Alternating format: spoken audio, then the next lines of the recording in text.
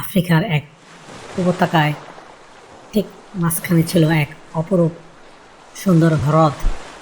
তার পানি এতই পরিষ্কার আর শান্ত ছিল যে হ্রদের তলায় নুড়ি পাথরগুলো উপর থেকে স্পষ্ট দেখা যাচ্ছিল। তৃষ্ণাত শিকারিটি আনন্দে ছুটে দৌড়ে গিয়ে সেই হ্রদের পাড়ে হাঁটু গড়িয়ে বসল। সে যখন পানি পানের জন্য দুহাত বাড়িয়ে নিজের দিকে তাকালো, অমনি সে ভয়ে চমকে হটে গেল।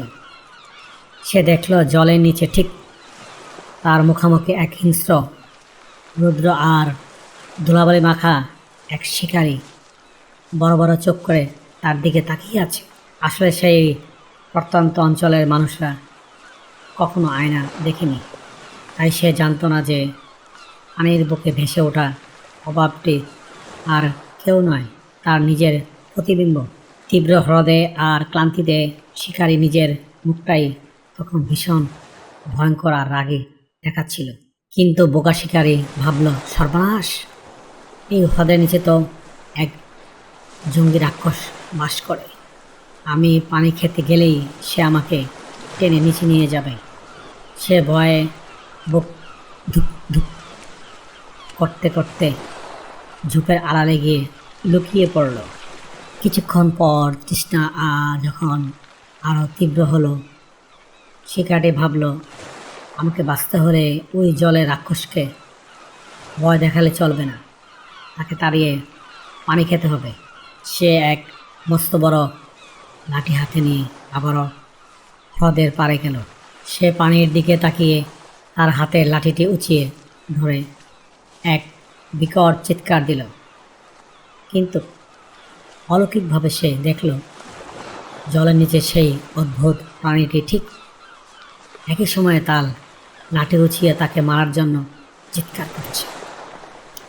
শিকারটি যতবার রাগ দেখাচ্ছিল, জলের ভিতরে অভাবটি ততবারই দ্বিগুণ রাগ দেখাচ্ছিল। শিকারটির মনে হলো তার মনের ভয়টা যেন এক বিশাল দানব হয়ে তার সামনে দাঁড়িয়ে আছে। সে বুঝতে পারল না যে সে নিজের যতক্ষণ লাঠি না নামাবে, জলের ভিতরে সেই মানুষটাও শান্ত হবে না। এইভাবে নিজের ভয়ের সাথে যুদ্ধ করতে করতে শিকারটি ক্লান্ত হয়ে গেল এবং মাটিতে লুটিয়ে পড়ল। অবশেষে তৃষ্ণার্ত যখন শিকারীর প্রাণ যাওয়ার উপক্রম, সে ভাবল, লড়াই করে যখন লাভ হচ্ছে না, তখন ওই রাক্ষস আমাকে খেয়ে ফেলবে।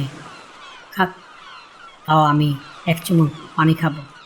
সে তার লাঠি হাতে তীর ধনুক সব মাটিতে ফেলে নিজের শরীরকে একদম শান্ত করে চোখ বন্ধ করে হ্রদের পানিতে মুখ ডোবালো।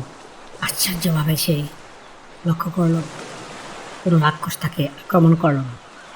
সে পরম তৃপ্তিতে প্রাণ ভরে সেই ঠান্ডা পানি পান করল। জল পানের পর তার সমস্ত শরীর মন শান্ত হলো। সে ধীরে ধীরে চোখ বুজে আবার পানির দিকে তাকালো। সে এবার অবাক হয়ে দেখল জলের নিচে সেই রাক্ষসটা উধাও হয়ে গেছে।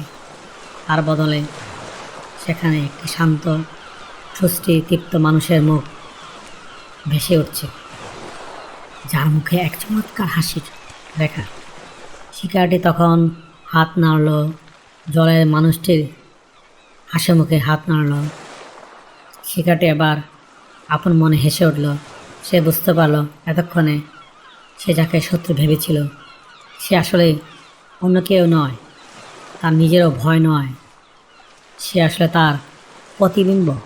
শিকারটি এক নতুন জীবন আর গভীর এক শিক্ষা নিয়ে নিজের গ্রামে ফিরে এলো। সে বুঝতে পারল প্রকৃতির এই শান্ত জল তাকে জীবনের সবচেয়ে বড় সত্যটা শিখিয়ে দিয়েছে। আফ্রিকার এই গভীর মনস্তাত্ত্বিক গল্প আমাদের শিক্ষা দেয় যে আমাদের চারপাশের পৃথিবীটা আসলে এক মস্ত বড় আয়নার মতো। আমরা যদি দুনিয়াটাকে ভয়ের চোখে দেখি, তবে দুনিয়া আমাদেরকে ভয় দেখাবে। আর আমরা যদি অন্যের দিকে লাঠি উঁচিয়ে ধরি, তবে অন্যরা আমার দিকে শত্রু ভাববে। আমাদের মনের ভিতরে ভয় আর নেতিবাচক চিন্তাই আমাদের সবচেয়ে বড় সত্যতা তৈরি করে। নিজের মনকে শান্ত এবং ইতিবাচক রাখলে বাইরের সমস্ত কাল্পনিক ভয় এক নিমেষেই দূর হয়ে যায়। হ্যালো বন্ধুরা, আজকের গল্পটি কেমন লাগলো কমেন্টের মাধ্যমে নিচে জানিও। আর যদি গল্পটি ভালো লাগে সাবস্ক্রাইব করে সঙ্গে থাকো। ধন্যবাদ। Thank you for watching. Please subscribe.